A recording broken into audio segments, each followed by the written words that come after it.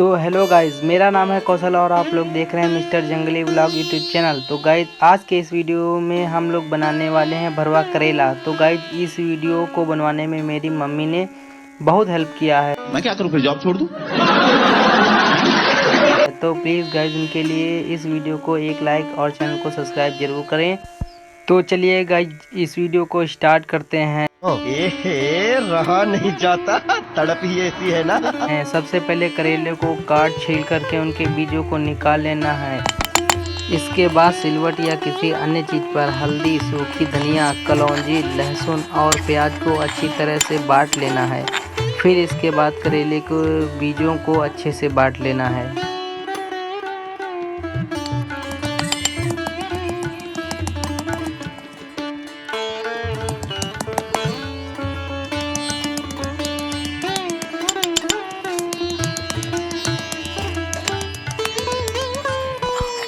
तो देखिए दोस्तों, हमारा पूरा मसाला एकदम बनकर से एकदम अच्छे से बट करके एकदम तैयार हो चुका है। इसके बाद इसको एक थाली में डाल लेंगे और फिर इस मसाले को हमको अच्छी तरीके से तेल में पकाना है। जब तक तेल में एकदम लाल लाल मसाला ना हो जाए तब तक इसको पकाते रहना है। एकदम अच्छे से पकाएंगे इसको, बिल्कुल मस्त एकदम डाल के, तभी तो हमारा बनेगा एकदम मस्त वाला भरवा करेला। चलिए गाइस इसको हम पकाते हैं पहले अच्छी तरीके से। देखिए ये पक रहा है बिल्कुल।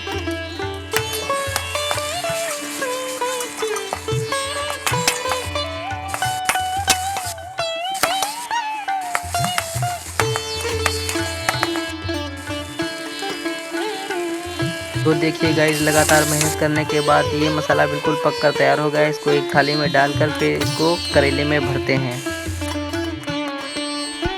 अब इस पके मसाले को करेले में अच्छी तरीके से भरना है। देखिए हमने एक करेला भर दिया है ये, और भी सारे इसी तरह से भरे जाएंगे। इनको सबको बारीकी से अच्छे से भर लेते हैं, फिर बाद में मिलते हैं।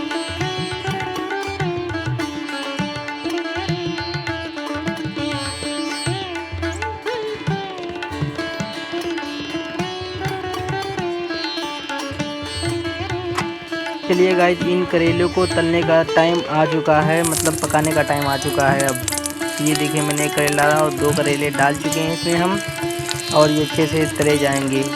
इनको आराम से तलने देते हैं,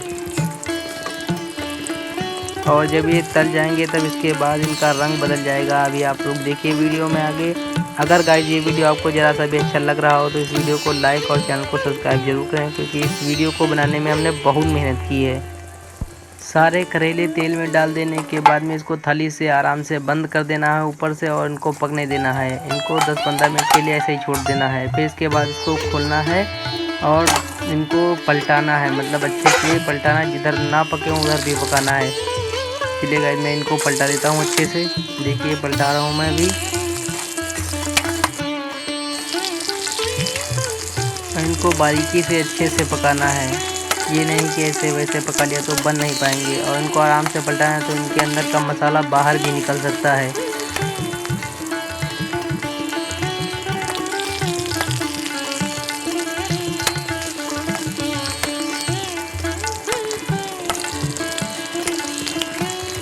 और गाइस इनको पलटाने के बाद में फिर से इसके ऊपर से थाली को ढक दिया जाता है ताकि ये अच्छे से पक जाएं। तो गाइस देखिए हमारे करेले एकदम बन करके तैयार हो चुके हैं, एकदम क्रिस्पी करेले। देखने में तो बहुत अच्छे लग रहे हैं, खाने में भी इनको मज़ा आया था मुझे जब मैंने इनको खाया था।